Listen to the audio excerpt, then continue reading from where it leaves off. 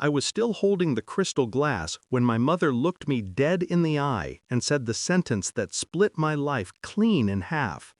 Her voice was flat, practiced, like she'd rehearsed it more times than she'd ever said my name with love.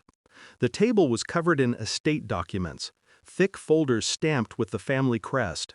My siblings were already signing theirs, pens gliding with entitlement. I watched them divide a $31 million estate, a company worth more, and the lakefront mansion we'd all grown up in. Except, apparently, I hadn't. My mother pushed a thin envelope toward me. It held nothing but a birth certificate, and a void where father's name should have been. I didn't speak.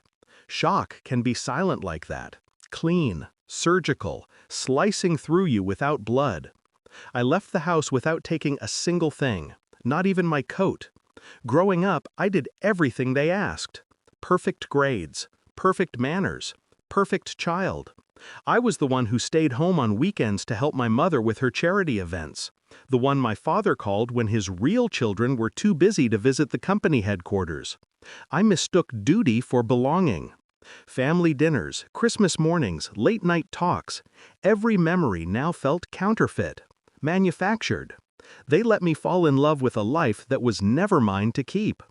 But the betrayal that hurt the most wasn't what they said. It was the way they looked relieved after saying it, like a burden had finally been lifted. That night, I sat in my quiet apartment, birth certificate in one hand, a glass of water shaking in the other. One thought anchored itself. Why now? Why tell me at 32? Why announce my adoption on the same day they finalized the estate? There was no kindness in their timing, only calculation. They didn't tell me because they felt guilty. They told me because legally they didn't need me anymore. Pain is a strange thing. It burns at first, then it hardens. And in the hardness, I found clarity. I wanted to know who had abandoned me, and why the people who raised me had kept it buried until it benefited them. So I hired a private investigator. Nothing dramatic, just a quiet man with a cheap office and a cheaper suit. He charged $200 up front, shrugged, and told me he'd call in a few weeks. I didn't expect much. I certainly didn't expect the call that came 13 days later. His voice was shaking. That's what froze me. Investigators see terrible things. They're not supposed to sound afraid.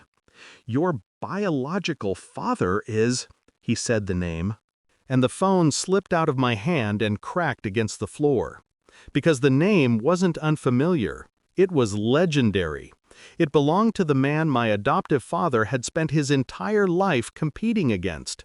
A billionaire industrialist, a ruthless businessman, the one man whose existence overshadowed every decision in our household, my biological father, their greatest rival. It explained everything. Why they hid me, why they cut me out, why I was never allowed to meet their business partners, why I spent my childhood being shaped, groomed, sculpted into a weapon they could aim at a man they hated. They didn't just adopt me, they acquired me. I didn't confront them, I didn't scream, didn't cry. I simply gathered information, quietly, methodically. I learned the company books I'd helped maintain for years were riddled with tax evasion, offshore accounts, shell corporations, illegal asset transfers disguised as consulting fees. Evidence I knew how to find because I had been the one maintaining the ledgers. They relied on my intelligence. They forgot intelligence can turn. I contacted my biological father, sent him the documents anonymously, told him only that I had something he'd want. He flew to my city within 48 hours. Meeting him was like looking into a mirror that had been waiting for me my whole life. When I told him my name, his expression changed. Not shock, recognition. He had known about me. He had tried to find me. He had been blocked at every turn. And when I told him who raised me, his fists clenched with a quiet fury that felt familiar. We didn't hug, didn't cry.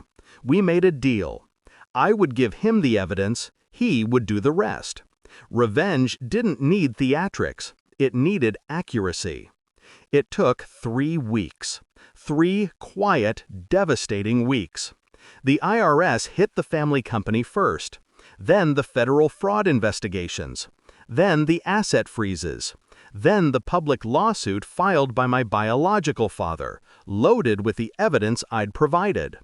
My siblings went from millionaires in waiting to defendants overnight. My mother tried calling me the day the mansion was seized. I let it ring. My father was arrested 2 days later. Embezzlement, fraud, money laundering. Everything he blamed the world for, he had done to himself. My biological father didn't attend the hearings, but I did. I sat in the back row, watching the man who raised me try to explain why his books were cleaner before I stopped working for him. He knew. He just couldn't prove it. I met his eyes once. His expression wasn't anger. It was fear. Real fear. My mother cornered me outside the courthouse. "You ruined us," she hissed. I looked at her the way she once looked at me. Cold, clinical, detached.